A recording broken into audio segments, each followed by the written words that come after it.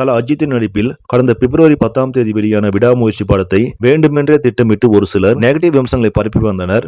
ஆனாலும் கூட மக்களிடையே நல்ல வரவேற்பை பெற்று வெற்றி படமாக அமைந்தது.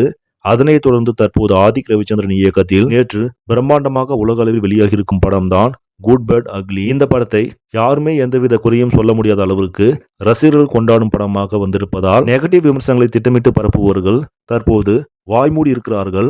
அதற்கு ஏற்றாற்போல் அஜித் ரசிகர்களும் படத்தை திரையரங்களில் கொண்டாடி வருகிறார்கள். மேலும் விமர்சனங்களும் படத்திற்கு ஆதரவாக வந்து கொண்டிருக்கிறது. படம் வெளியான முதல் நாளில் உலக அளவில் 80 கோடிக்கு மேலாக வசூலித்திருந்தது. தற்போது 2வது நாளிலும் தன்னுடைய வசூல் கணக்கை தாறுமாறாக அதிகரித்துக் கொண்டே செல்கிறது. அதன்படி 2 நாட்கள் முடிவில் உலக அளவில் 120 கோடிக்கு மேலாக வசூலித்திருப்பதாக பாக்ஸ் ஆபீஸ் வட்டாரங்கள் தெரிவிக்கின்றன. கிட்டத்தட்ட 250 கோடி பட்ஜெட்டில் எடுக்கப்பட்டுள்ள இப்படம் முதல் வார முடிவிலேயே 300 கோடியை கடந்து சாதனை படைக்கும் என்று சொல்லப்படுகிறது. அஜித்தின் திரை வாழ்க்கையில் எந்த ஒரு திரைப்படமும் 2வது நாளிலேயே 100 கோடியை கடந்ததில்லை. அந்த சாதனையை தற்போது குட் பேட் அக்லி திரைப்படம் படைத்திருக்கிறது. இந்த வசூல் நிலவரங்கள் தற்போது ரசிகர்களோடு சேர்த்து தயாரிப்பாளர்களையும் உற்சாகமடைய வைத்திருக்கிறது.